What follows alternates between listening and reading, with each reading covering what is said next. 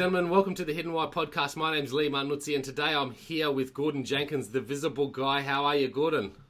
Absolutely fantastic. Good morning, Lee. Nice early morning for you too, sir. And Gordon, I just want to start by thanking you first of all for coming on the show. I want to ask you to give us a little bit of a glimpse into what you do now in life, and perhaps a brief summary of the story that has gotten you to this point, because I know in every story there's some clues as to why you do what you do. Sure. Well, I live in Melbourne, in what's usually nice, sunny Melbourne, which is nice, very rainy, wet Melbourne today. Usually sunny. It's actually pouring down here. So I'm the visible guy, and what I do, in a nutshell, I make sure that people and organisations exceed what they think is their full potential, and that's really important because I think a lot of people talk about reaching your full potential. But to me, if you set your goals right, you should never reach your full potential, because as you're stretching yourself, you set new goals and new goals and new goals, and that's what I do in simple terms. And it is a little bit different to where I started. Just on that point too, sorry to interrupt, I'll probably do that, but it's an interesting thought, just the idea of your full potential, and I mean, what is your full potential? You know, that your full potential is constantly evolving and changing, isn't it? Really. It is, and when you see people saying, I want to reach my full potential, I'll go, well, what are you going to do when you reach your full potential? Because you've completed everything. There's nothing left.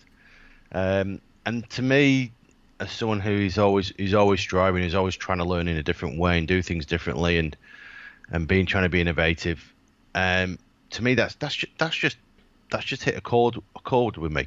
You can go on and talk about what the visible guy is about.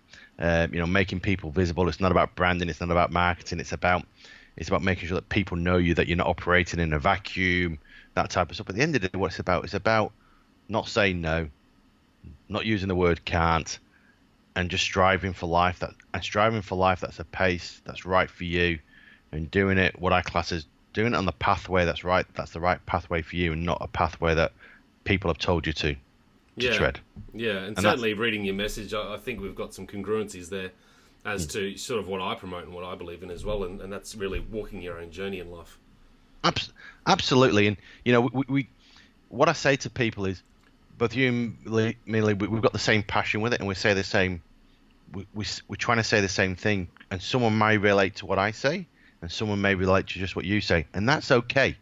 What it's about finding the right people with you. When we talk about treading your own path, it doesn't mean treading the path alone. It means treading it in the way that's right for you, but having the people around you to help you at the same time. And people often think treading your path is mean you have to do it by yourself. You don't have to do it by yourself, but it's doing it in a way that is right for you. Yeah, there's guides and tools and things that we like, reading or hiring a teacher or a coach or something like that to help us through.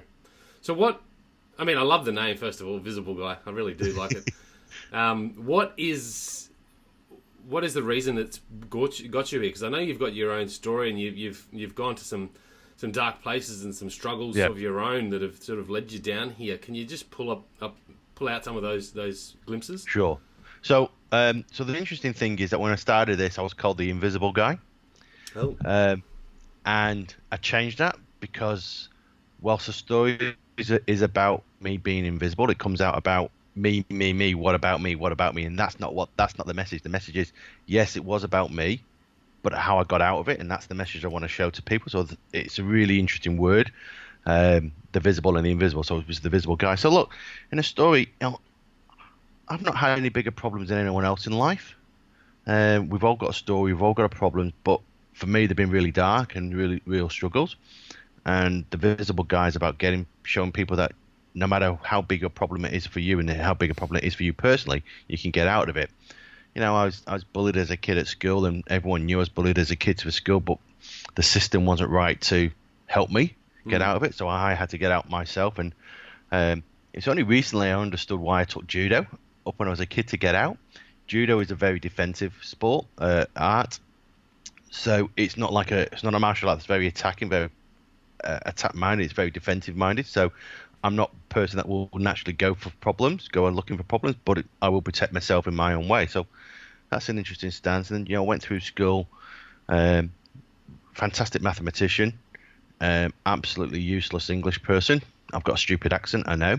It is very Australian, though, I'm told. Um, and really didn't understand why I had a learning difficulty, and no one could understand why I had a learning difficulty till I got to university and I finished my degree, and my maths teacher told me I was dyslexic.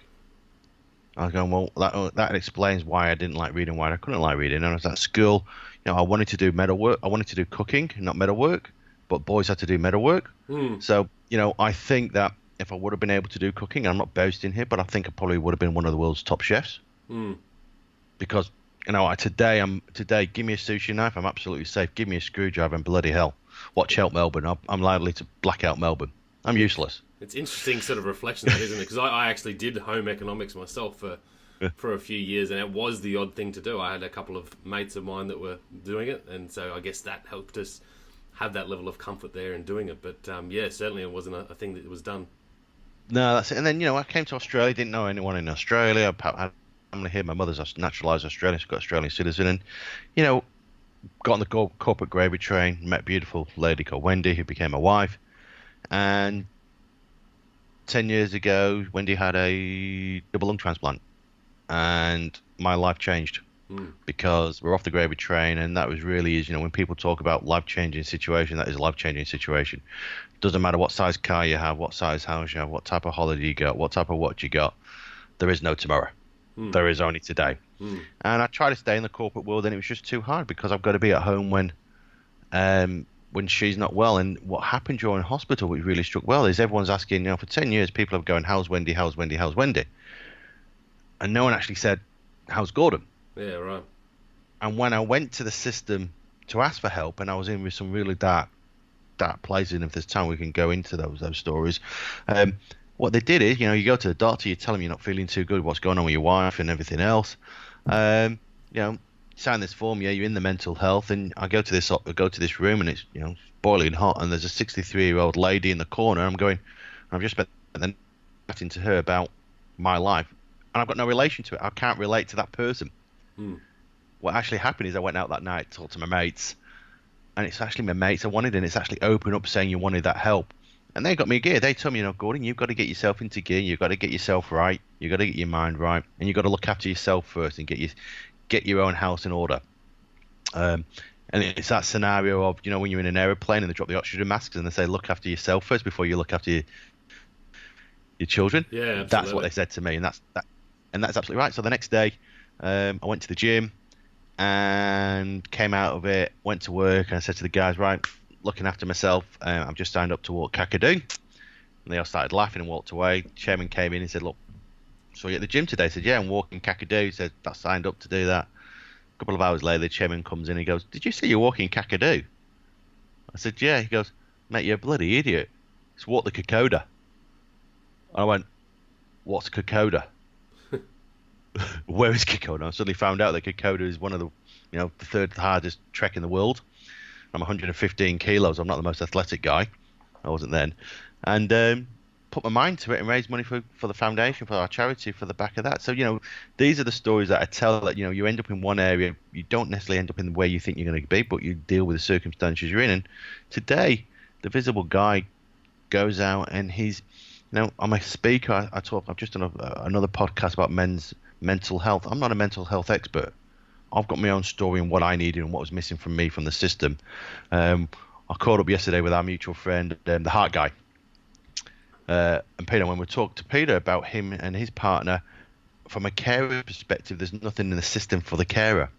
So I talk about, you have to find your own way. And so when I go into my business coaching is about businesses can do it and how to be changed and how to change and accepting change. And personal coaching is, personal mentor is exactly the same, but sometimes you deal in some really dark areas that all I'm doing is giving my perspective and the way I got out of it.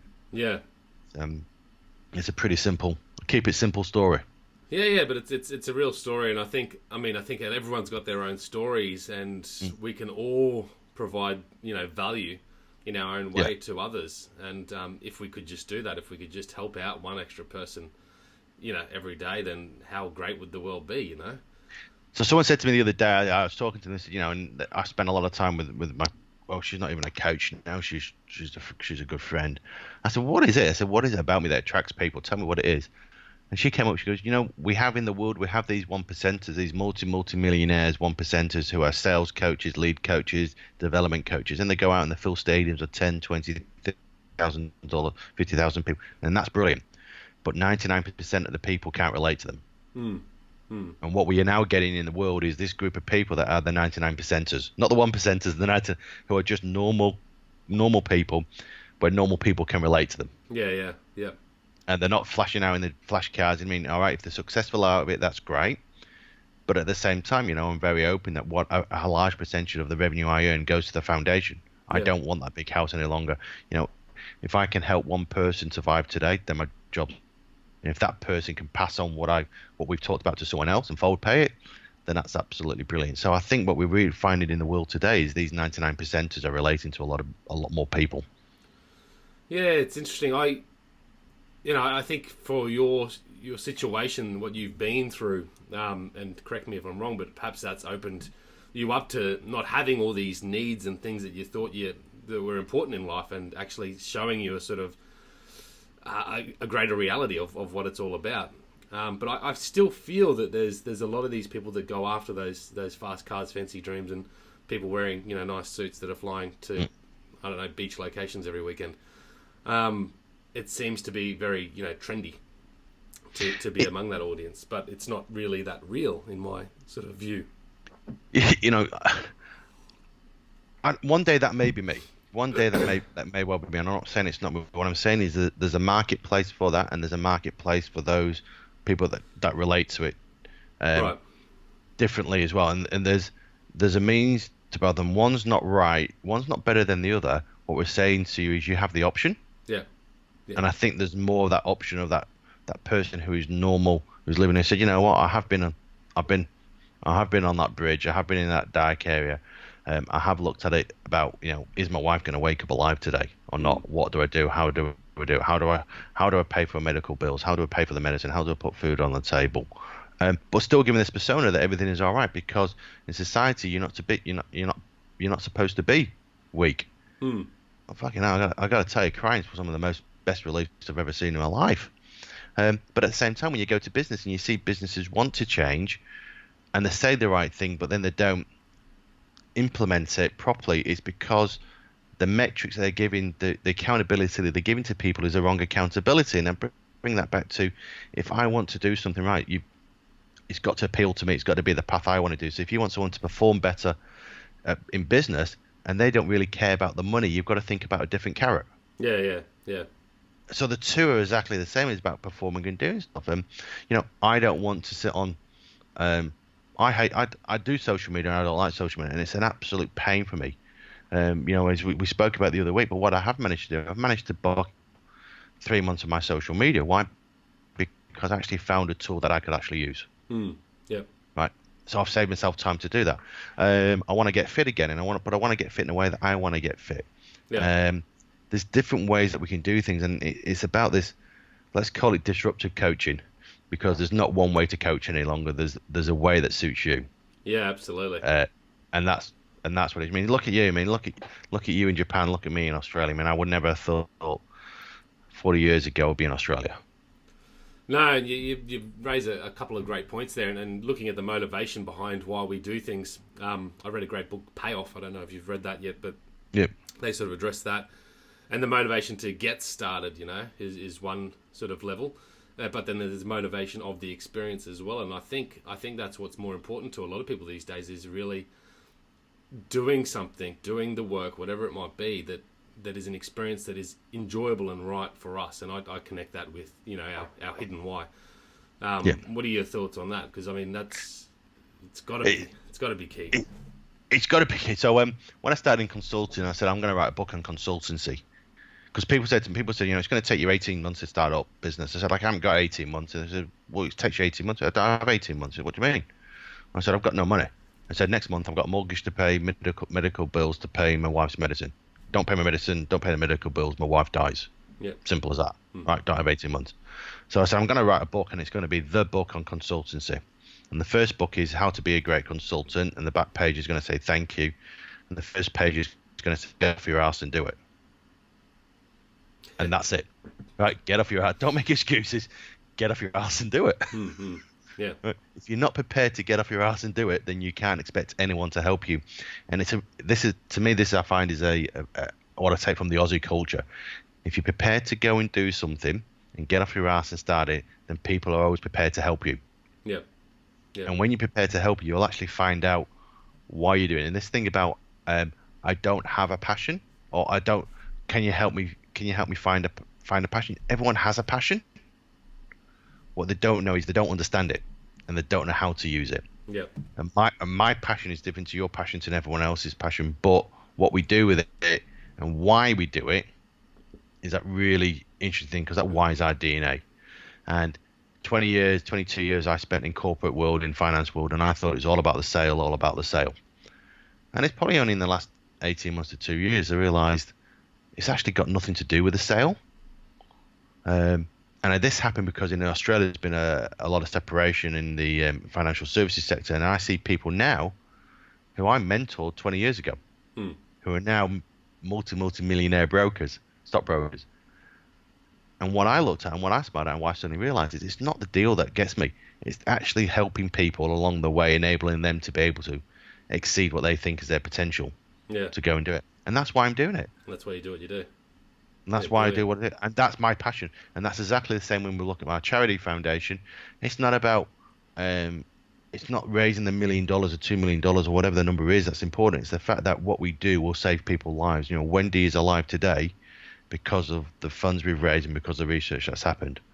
She's alive. Thousands and thousands of people that I will never know, don't know today, and will never know, and I don't need to know, are alive today because of what we've done. On top of that, there's hundreds of people working today because of the work we've done as well. So the economic return is fantastic. Yeah, brilliant.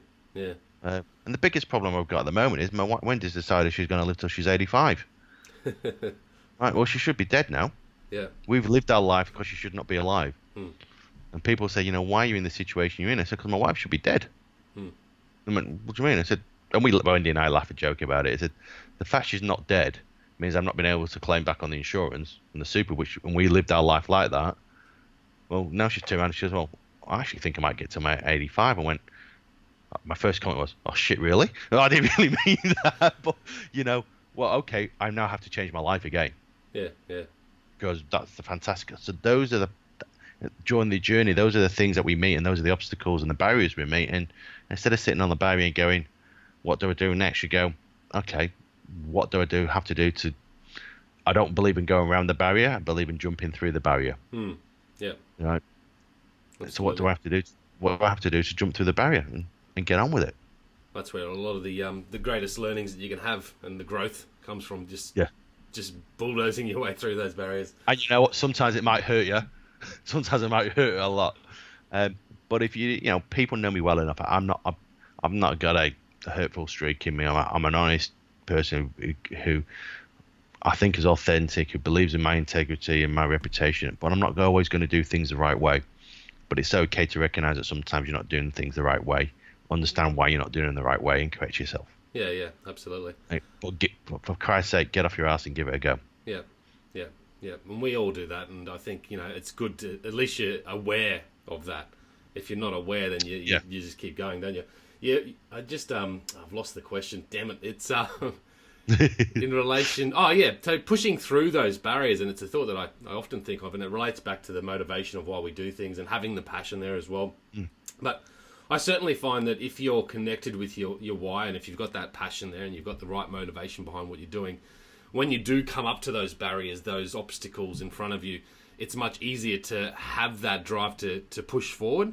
I found that in my past life that these challenges and obstacles that came up, they were just much harder to deal with. And whilst all challenges are hard to deal with, when it wasn't really my own, the reason to get through it wasn't really my essence.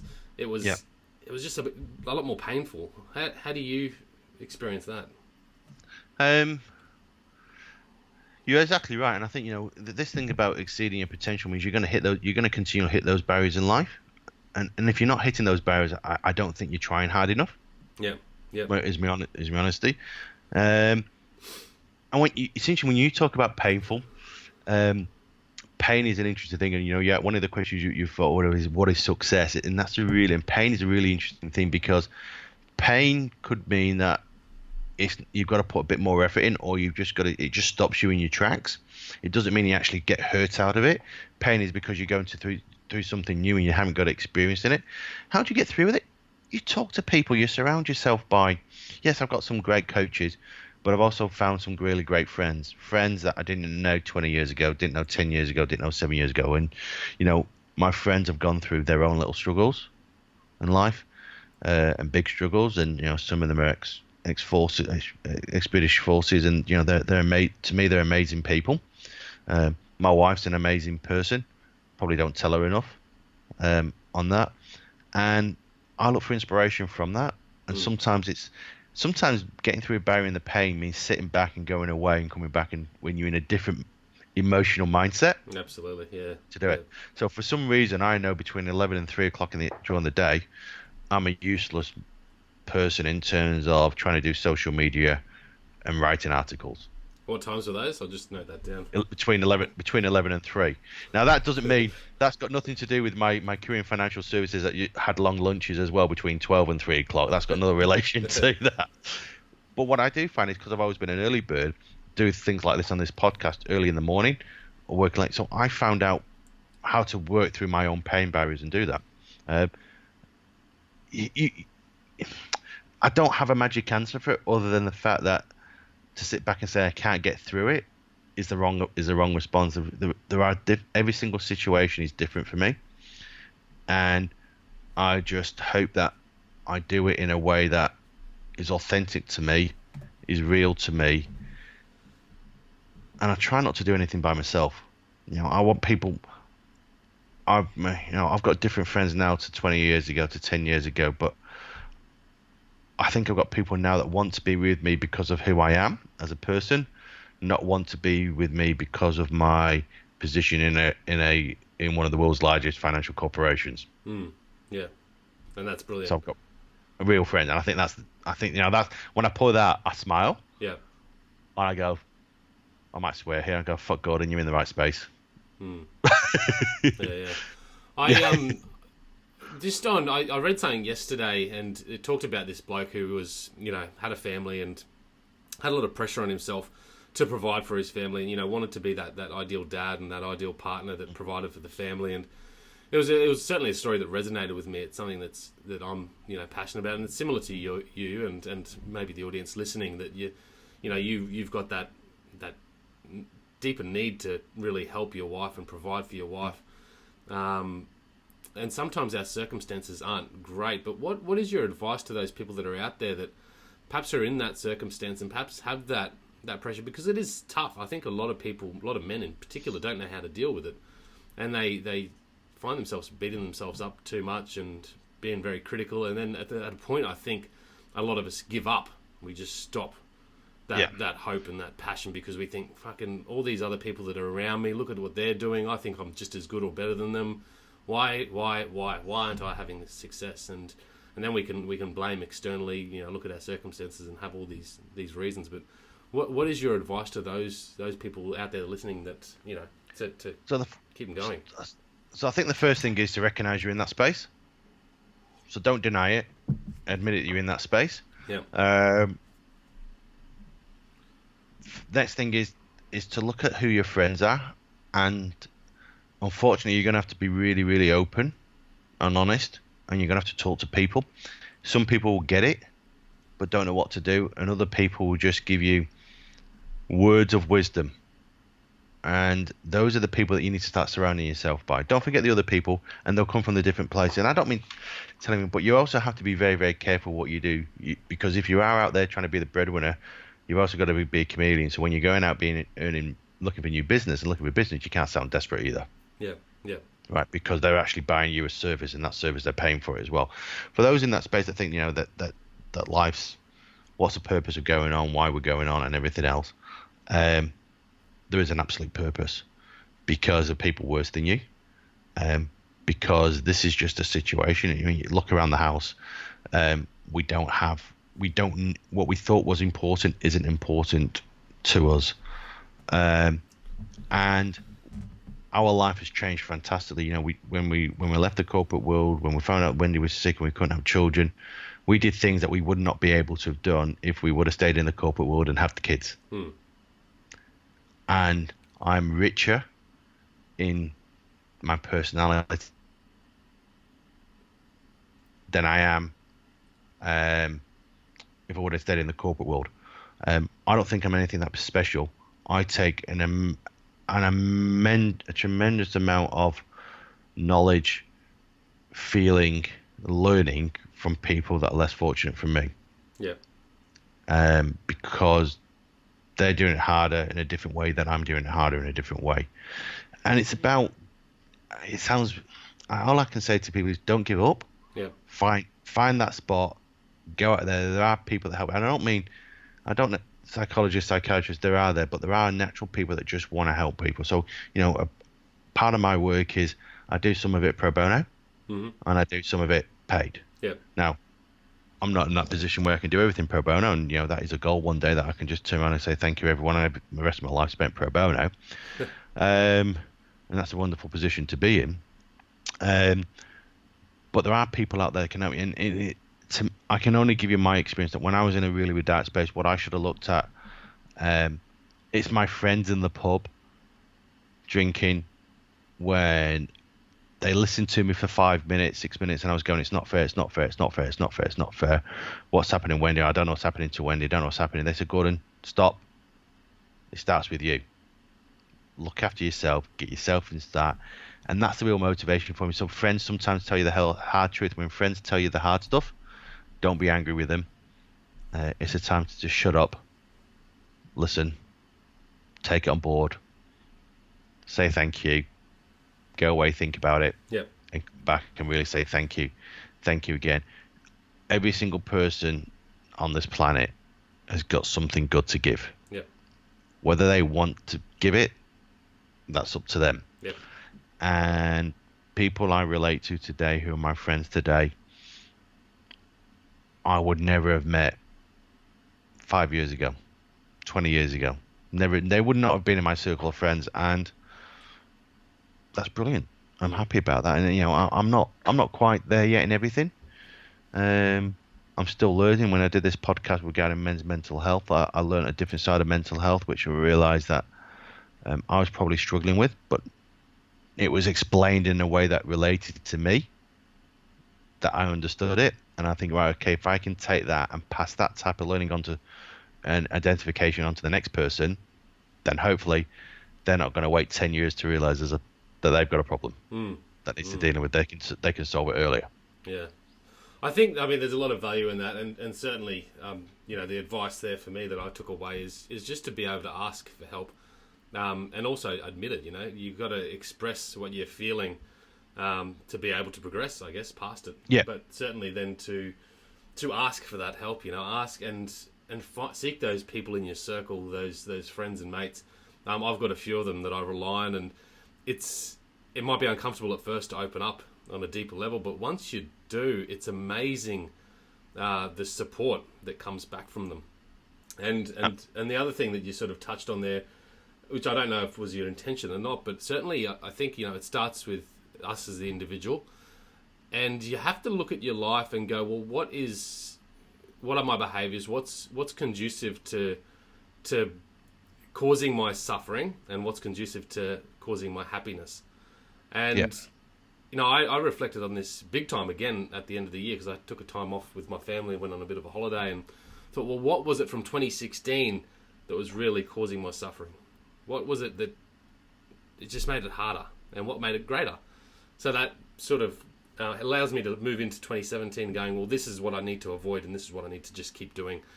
And I think that, you know, that was certainly a little part of your message there, as far as people in those circumstances that, you know, need that help to move forward and keep going. I mean, that's it. You know, I upset a few people this last week and the week before that, but that's okay because they're consultants, so that's all right. Because everyone starts in January about, you know, planning, and go, you don't plan in January. And I just went and said, why don't we planned in January 2013, January 2014, January 2015, January 2016. Why don't we just make 2017 the year of action and stop planning? Just get off your ass and do it and do something different. Yeah. Don't make excuses, just do it and make it action, make it an actionable. And every time I go to someone, I've got this phrase that, we have 2.5 billion heartbeats a year in our lifetime. And, I don't want to waste another heartbeat. Yeah. So make sure that every single heartbeat counts. And, at the end, it was all about my social media, part of my social media marketing for the next year is, in January, how many heartbeats, you've had this many heartbeats. Have you made every single one count? No. Well, why not? Just don't make. Why not? Why not? And I think that's brilliant. I mean, you don't plan in January for a start. If you're going to do any planning, you need to do it like you don't plan today. You plan yesterday. Exactly. To really work effectively, and that's the same with the year. But I know I'm just actually sort of writing on this at the moment. But and Tim Ferriss gave me the thought. He says he doesn't work with a year plan or anything like that. He works in 6 months. He works with 6-month projects, and that's And I think the long term is so unpredictable and uncertain. You just don't know what's going to happen. Who would have thought you would have been where you are 5 years ago? And I wouldn't have predicted it. And the thoughts that are coming in my head this year of what we are planning as a family are totally just fucking different, on a different trajectory, different tangent, still aligned with my why, but we just can't plan that far ahead. And I think all this planning and rigidity about life or business, whatever it might be, can cause a lot of that, again, I go back to suffering because that's something I'm passionate about, can cause a lot of that suffering because you have this expectation of what's going to happen in the future. And when things don't happen like you hope it would, you just get anxious and stressed and all that sort of stuff, yeah? I mean, it's exactly, our mutual friend Trav, the bucket list guy, I'm on my 8th bucket list, right? And I live my life through exactly what you do for projects. I mean, it gets a bit worrying when the top of the 6th bucket list, you ask the wife what she wants to do, and she says she wants to go rifle shooting and sniper shooting, and then you think, is there something wrong with our relationship here? Tell me now. But, when we get onto our 8th bucket list, and when people talk about my bucket list and what I want to achieve, it's those projects. It doesn't mean some of them are big hairy goals, like I want to go back to Tuscany and it'd be great if we can go back to Tuscany and live in Tuscany for 3 months and stuff like that. But some of them are really, really small, like we said that one of our bucket lists for this year is that we want to see a certain number of movies in this cinema, or that we would like to go and do this restaurant, or I want to learn a new type of cooking. The things that are achievable now. It's no point having this big hairy goal saying, I want $1 million car or $5 million house. That's so far away that you'll never. It's difficult to see it. But in life, we set those little projects and we achieve those little projects. And if you suddenly got them across your room and written up your room and you can tick it off, the satisfaction you actually have of ticking it off is doing it. And I don't want to promote my business, but when I sit on people, and the reason I do a 12-week training course, like an Invisible Guide course, is because in those 12 weeks we can tick barriers off that people think in themselves are unattainable. And when I do the free consult, I say to people, after that 30 minutes, you will be able to do something that you thought 30 minutes ago you couldn't do. And that in itself is a project. Yeah. Right? The project can be traveling. The project can be, again, it can be whatever we want it to be that suits us in our life. It doesn't be because I want to go rifle shooting, or I want to go horse riding, or I want to go racing car riding, or I want to go drinking this wine. That's right for me. You can have a different bucket list. You can have a different projects. Yeah. Right. Yeah. And tell people about it, because your friends will actually help you go for it, and they'll actually go and ask their network and say, you want to help this guy, you want to help this family. Why? Because they really want, this is their goal. They want to get there. They don't want it on a silver plate. They don't want you to pay for it. I want to work for it, and I want to earn it. But if I can have some help along the way. Yeah, again, and that's the great thing about just expressing yourself and expressing your dreams, your desires. I know what's his name, Paulo Coelho. From The Alchemist, he talks about that, the universe conspires with you to help you achieve what you're sort of after. Yeah, exactly. Yeah, which is brilliant.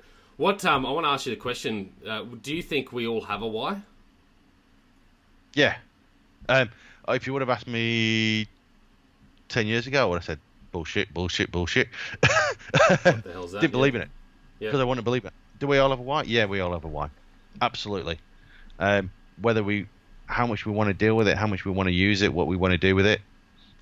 Yeah, absolutely. Where do you think it stems from? Do you think it's something innately within us, or do you think it's something that's discovered through through action or whatever. Where do you think the why is found, if it's found? I think it's interesting. I think some people do it without actually knowing that's what they're doing. Living their If that why. makes sense. Just living it. Yeah. It's like I've put a lot of effort into this today. I don't have a Monday to Friday 8.5 hour day. I work when it needs to work, and I do what needs to be done to do the job. Yeah. My philanthropic, with the work I do with the charity, the work I do pro bono, and the paid work I do is all mingled into one. So I just do it because I do it, and that is my DNA. Yeah. Now, has my DNA been formed because of my upbringing and because of some of the values that my parents taught me? Absolutely. Did I appreciate those values when my parents were teaching me? Absolutely not. But I've had to go my own journey to realize that why and that purpose. And some people, I think, just have it but don't want to express it, or share it, or realize it's not the way that they think. Just haven't found the way to connect with it, perhaps. Yeah, and they don't understand it, and it's no point forcing it on them. Yep. I don't want the world to be 7.5 billion, 8 billion little Gordons running there. I want different people to be different things, and it's okay for the people that's their own way. What I don't want people to be is fake. Yeah. Yeah. I don't want people to say this is my why, and they can't even, and it's a fake. Yeah. And there's a lot of that out there, and that's the probably the hard thing to define. Of what I do, I talk about following your passion and purpose, and there's so much trend around your passion, and you can do this, and la di da di da. But it's there's a lot of falseness out there as well around it. And there is, because you're talking to me about my story and everything. When you talk about people who talk about, they say you got to follow your passion, your purpose, and you say, well, okay, tell me about your passion, your purpose, and where did you get to this stage? And I'm not interested in your academic life and your academic journey. I want to experience what you've done outside that's made you find your passion and your purpose, because I want a connection to it, and I don't have a connection. I'm going to put myself on a limb here. I think you can only really follow your passion and your purpose if you've experienced something in life that is life changing. Yeah. You've been in that space, whatever that space is, and you've done it. Yeah. And been there. It's just it's a moment where you sort of have that connection with something, a deeper purpose, I guess. Yeah. What does living life with passion and purpose mean to you? No regrets. I know there's going to be a lot of cliches here, but the cliches comes with a lot of authentic. Really, it's no regrets. It is giving every single day my best effort to do stuff, to know that every single day I'm knocking down a little barrier that's helping get towards that goal. And what's really interesting is the path I take is not a straight line, and the path we all take is not a straight line. It's got a big wiggle all over the place. Yeah. So the purpose and the passion is that my life's too short to spend time doing stuff that I'm not passionate about, or I'm not purpose about. And passion is really, I'm not passionate about certain parts of my business. I'm not passionate about the financials. I'm not passionate about some of the parts of it, social media. I'm not passionate about some of the, when I go to the invoices. So you know what? I don't do it. I know it's part of my business, but that gets outsourced. Yeah. Right? Brilliant. Right. So it's out of my life. I don't have to deal with it. My wife is not passionate about cooking. She loves cooking. She loves eating. So I do the cooking. I'm passionate about cooking. Yeah. I hate washing up, so she does the washing up. Likewise. Right. So you do what is right. So the passion is making sure you're doing what is right for you. Yeah. And the purpose is the means to the end, and it comes back to the why. The purpose is why you're doing it. And my visible guy is that the answer to being visible is passion. That when you're passionate about something, you do something naturally, and it just comes out of you in a way that connects with people. You don't sell. Yep. It is just you, and people either get you or they don't get you. And if they don't get you, that's absolutely fine, because you're in that corner, and there's a huge corner over here. There's a huge amount of people over here that just want more and more and more of you. Yeah. And just concentrate on that, and that is your purpose, and that is your passion. I like that, and that's really cool. Certainly passion to allow you to keep doing it, and I like the idea of getting rid of that stuff you're not passionate about. I talk to people often about, and they say, well, I just don't like doing this, and I think, well, if you can't stop it yourself now, then you have to find ways to enjoy it, and I think there's plenty of ways and practices you can do to enjoy something that perhaps you don't really like. But if you can get rid of it, and as I said before, looking back at 2016, I want to get rid of that shit that I didn't enjoy and do more of the stuff that I do enjoy, because that makes life for me greater. And certainly that purpose behind why you do it is fundamental. And I think so the other thing is about this as well is that the thing that's changed me is I'm no longer jealous. Yeah, well, that comes with age, you reckon? I don't know, because I wasn't in this mindset 10 years ago, so it's hard to tell.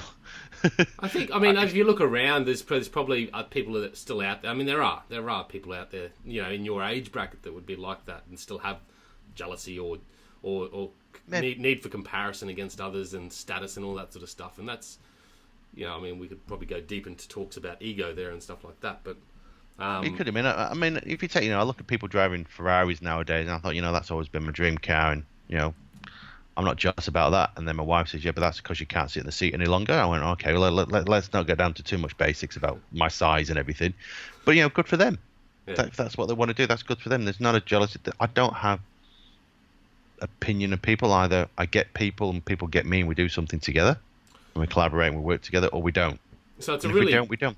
It's a really good strength, that. And I think, I still find myself sometimes, and, social media is the bitch for it, because you look at social media and you see people and you go, that looks nice, or something like that, and you start, you start putting yourself in the comparison seat. But it works practice, and certainly I'm a lot better than I was 5 years ago in this sort of thing, like yourself perhaps. But what sort of practice, or how do you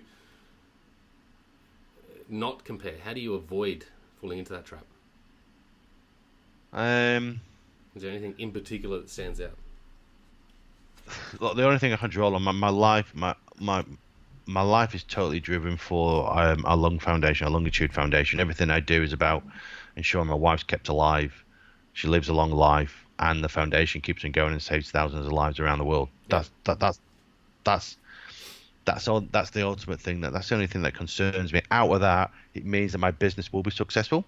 So my business will be successful because my business has to be successful in order to fund the generation for the charity, to make sure my wife has a good life and everything else. And the way I take it is, think about a sports car in a race. I think about, okay, I've got to get the sports car to the line. The process of doing that will actually happen. I'm not worried about the process, but that's my first goal. The next goal is finishing the race in pole position. The process that needs to go from the race to the pole position, and the bit in between it, is a process that will just happen. Yeah. So my focus is, I know what my focus is. I have a dream, and my dream is to build a hospital in Melbourne that is a research organ research transplant hospital. It will cost $1.5 billion. Good dream. I've got $100. I don't know whether but that's a goal. Yeah, absolutely. There's a superhero there. Yeah. Right, and if we get to build that, then probably my next superhero tag will be can we put one in every single continent in the world?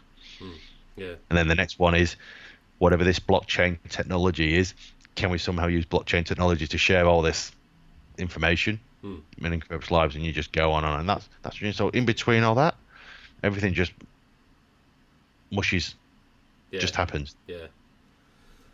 Really cool points, and I look at the visions and the dreams that we have, and it just gives you something to work towards, and all the process in between. As long as you do the work, you have that level of awareness. Things will either come or not come, but even if they don't come, at least you're enjoying that life to work towards it. Yeah. No regrets. So, mate, you touched on a fair few points in this episode. One thing I just want to bring up that you certainly mentioned a lot, which I think is really important, is that we're not all the same. We're all uniquely different. And while there's timeless principles in life that we can be guided by, there's books and everything we do really, I think, is just a regurgitation of the past from someone else's perspective. Yeah. There's certainly timeless principles, but it's so important that we have to understand that we're all different. So how you live your life, how you go about it, the practices you incorporate need to be the ones that work for you. And I think that's a key message, because for myself in the past, and I know a lot of other people out there, they look at these practices and say, oh, that's the practice, that's what we've got to do. I've got to read books, I've got to get up at 5 o'clock in the morning. It's all loads of rubbish, and if you're doing it and it's not something that really fits with you, it's going to cause you more pain and suffering in the process, and that's what really life is not about. On that, I want to ask you a question. What is the purpose of life in your opinion? So that it's number 42, isn't it, really? Yeah. The purpose of life is, for me, if I can leave this planet in a better place than when I entered it, then I'll be happy. And along the way, if I can enrich my life and other people's lives along the way, then that's what I'm here for. Why is that important to you? It's just who I am. Sometimes there's not an in-depth answer. There's not a scientific or big long speech about it. It's just how I feel. I think I'm a caring person. I think I'm a generous person. And how does that make you feel? But like, if you could say that you left this world by having value to other people, why is that an important thing? Well, I think I entered the world with a big smile on my face, and I'd like to leave the world with a big smile on my face. Okay. Yeah. And in the old way, he did it his way. Yeah. No, beautiful, mate. And look, there's a few questions that I didn't ask. I want to ask some quick round questions just for a bit of fun to wrap it up. What's your favourite food?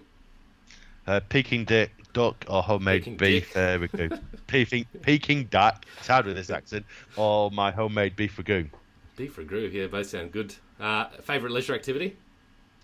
Food and wine. Food and wine. Anything to do with food and wine. Yeah, I'm a foodie. I've actually got a dream to open a restaurant or do something with food, so I can keep that passion going. Oh yeah. Do you have a favourite book or a book that you're reading currently that you'd like to recommend for the audience? So I don't read, and the reason I don't read is because I'm dyslexic and I have a problem reading, which is really interesting. I take my time away when I do read in espionage books. I think I should have been a spy in another life, and I love espionage books, fictional books. And what I do is listen to podcasts. Okay. What about a podcast? One podcast you'd recommend other than The Hidden Why? Other than The Hidden Why. Absolutely everything. And what I say by this is I'm on about 30, 40 different newsletters, links. Yep. And of all different types of people. And I look constantly at different types of people. The people I listened to 12 years ago, 10 years ago is different. At the moment, I'm listening to a lot of what Michelle Obama speaks about. Okay. I just find her a really inspiring person. Forget the politics and everything else. And she talks in tweets, and I understand that. Yeah. She talks in really succinct sentences that I understand. Yeah. And I like. Vince Lombardo, the old coach of the Green Bay Packers, is someone who I've read a couple of his books about him and how he went through. He got the Green Bay Packers to the successful side he was, but he struggled through first and wasn't a champion always. And some of his quotes you'll see on my Instagram account. There's some quotes from him. I think I just keep it simple to the point. You can't argue with it. Okay, can you give us one quote that resonates with you?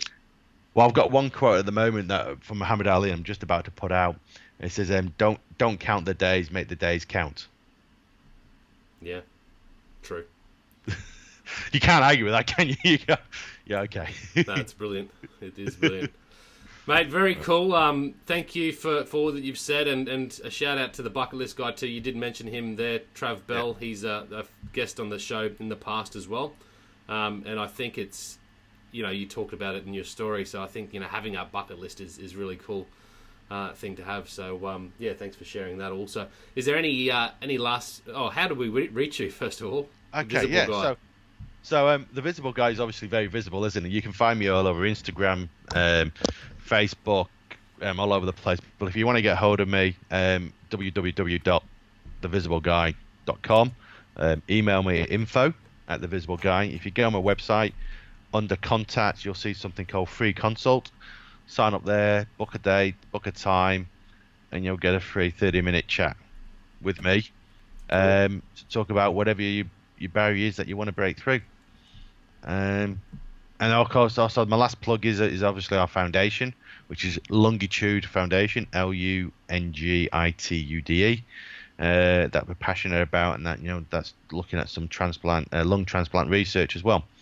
So wouldn't expect anything else. The visible guy is visible. You'll find him. Search him, guys. You'll find me. Thanks for tuning in today, Gordon, the Visible Guy. Thank you for coming on the show, mate. It's been a pleasure to talk. We could probably talk for another couple of hours, I'm sure. But we'll keep progressing and get back to work. Thanks for coming on. Thank you. An absolute pleasure. Thanks a lot, Lee. Thanks a lot, guys. Thanks, guys. Check out the links at thehiddenwhy.com. All the show notes will be there. And until next time, peace, passion, and purpose. See you soon.